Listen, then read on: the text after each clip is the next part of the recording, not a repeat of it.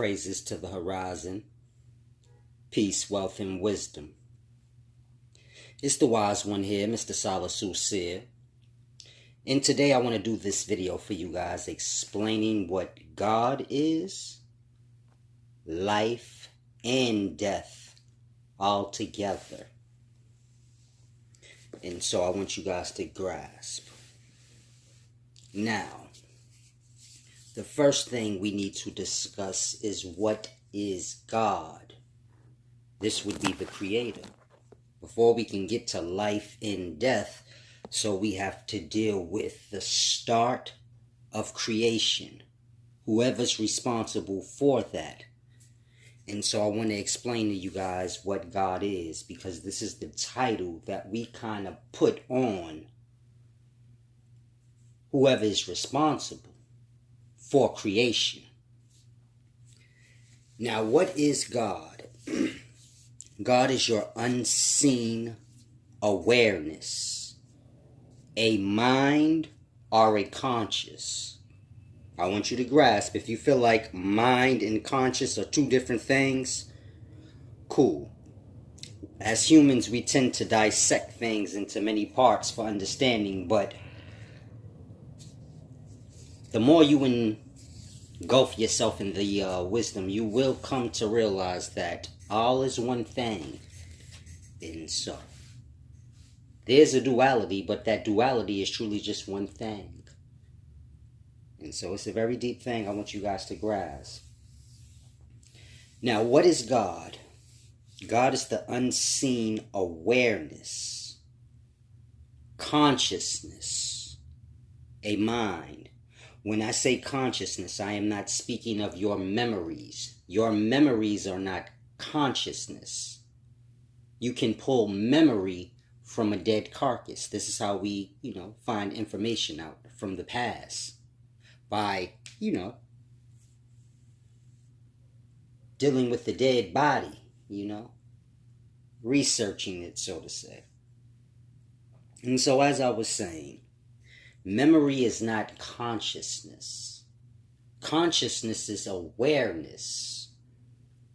Memory, you thinking thoughts, this is not conscious, but conscious is just the present, moving forward. It is not retaining thoughts and memory, and these things are a result of consciousness and awareness. Before you can have thoughts and memories, so you have to be aware. Now, what do I mean by aware? Imagine yourself with your eyes closed, your ears closed. You kind of have no space to move. Imagine yourself when you first wake up from sleep, before you open your eyes, before you even move. That is awareness. That is consciousness. And so I want you to think of consciousness in that way. Not your body. Try to separate the two. Not your body, but just you being aware. I don't want you to get lost and say, oh, okay, consciousness, like my memories or my thoughts. No. Like you not thinking of anything in the past or anything in the future, but you just presently existing, being awake, aware. This is the conscious mind, meaning this is God. That consciousness, no body, nothing, just conscious mind. And so I want you guys to grasp that consciousness does not belong to us. It uses us. The consciousness that we have, when we have it, is borrowed. As I just explained, consciousness, being aware, that's God. And so that borrows us. Or we borrow the conscious and the conscious uses us.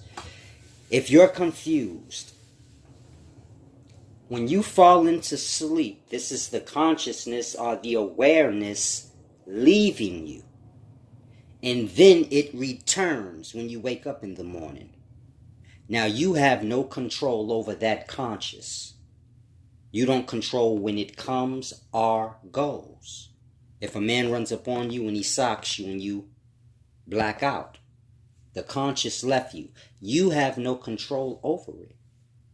And so I say that so you can grasp. You are not the conscious or the mind, but you are just a vessel being used by the consciousness or the mind, which is God. And so we all have consciousness. But like I said, it leaves us every day. Meaning you don't own the consciousness. When you fall into sleep, unconscious sleep, if you are consciousness, then where did it go? You should always be aware and conscious even when asleep. If you are consciousness yourself. And so I use those examples for you to grasp.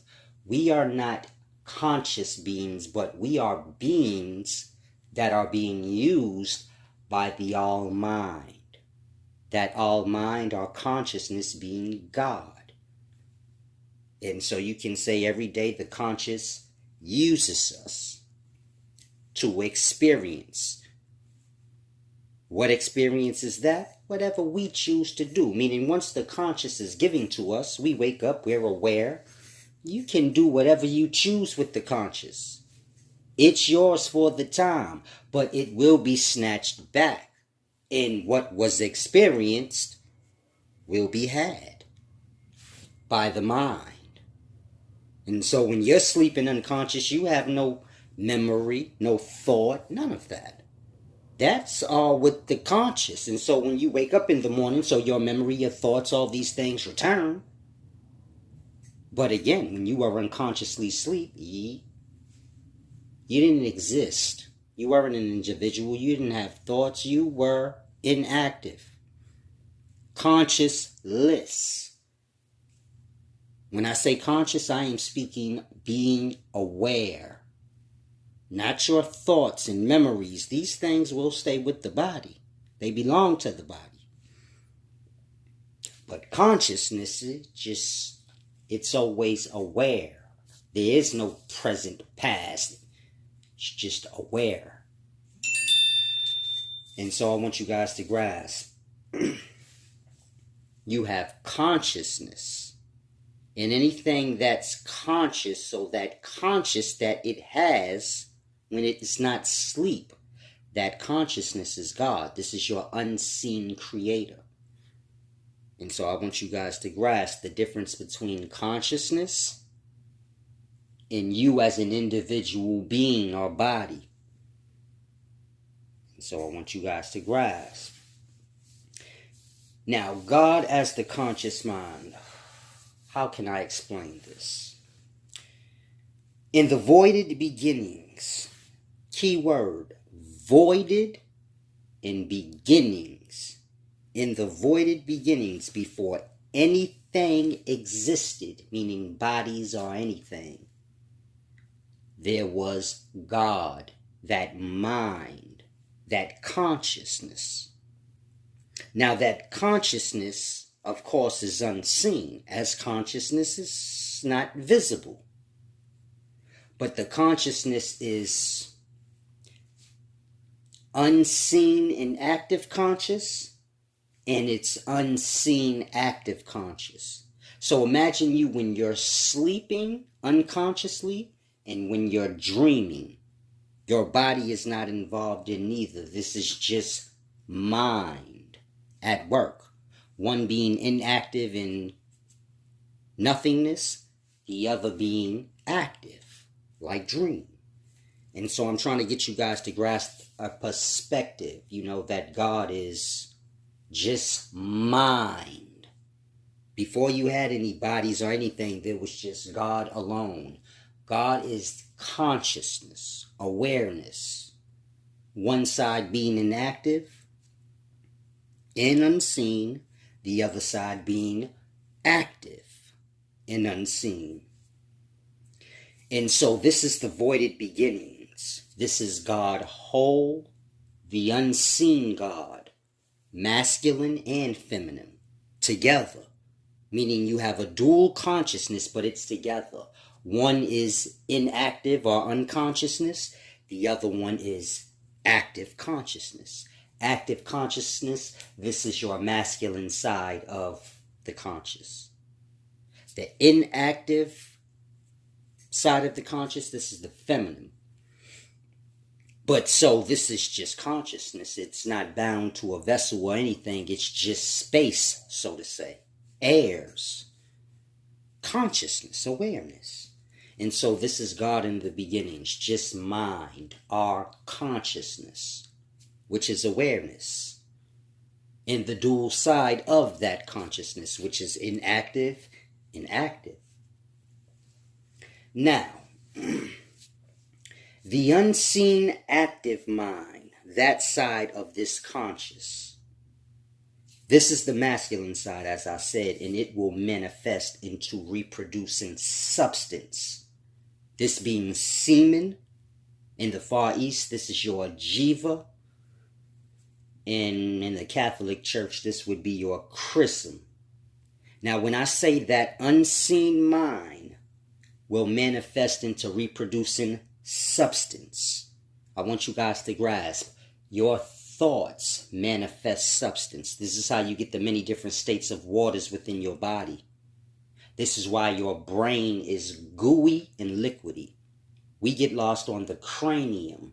That's not your brain. That's the bone around it. But the brain is all gooey and mushy. This is a matter of thought manifesting into many different states of substance. When I say many different states, I'm speaking fresh water, cerebrospinal fluid. I'm speaking salty waters, like when you cry. I'm speaking dark, murky waters like your blood. I'm speaking muddy, thick waters like mucus. You understand? And so our different states of thoughts are consciousness manifests substance. I'm giving you that reference so that you can grasp God being a mind and then manifesting into reproducing substance. You say, man, how can God, which is unseen, just appear as substance? No different than air, which is unseen, begins to condense into cloud, and then right out of thin air, you get substance. We call it water.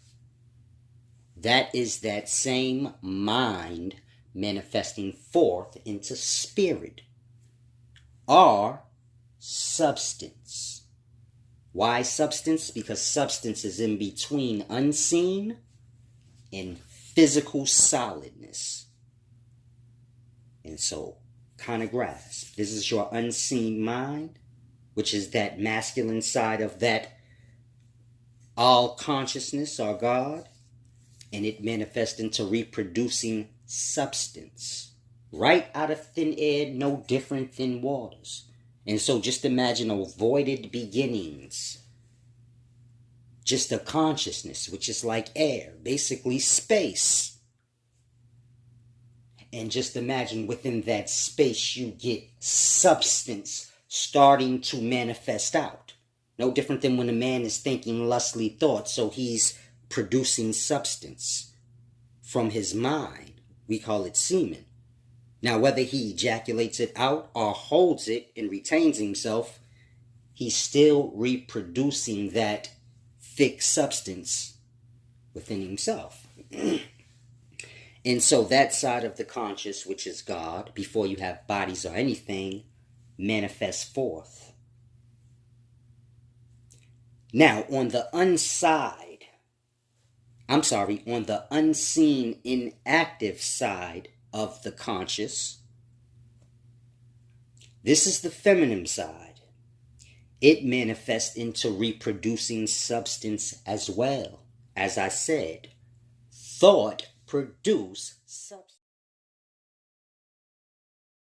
Is going void, meaning what we call physical life is going void. Everything's dying.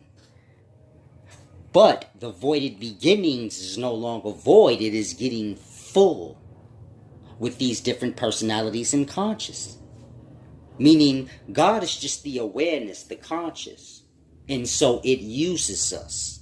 Meaning when you have your consciousness and you wake up in the morning, you are using or borrowing God, which is mind, awareness. Like I said, I'm not speaking memories or thoughts, but awareness, present awareness. This is God. And so you're free to do whatever you want with that awareness or conscious. And so you do. You say, no, this is my consciousness. I own this. So you move about the day doing as you want. And then you fall to sleep. The consciousness is snatched back from you. You have no control over that. And so, like I said, the conscious is living in real.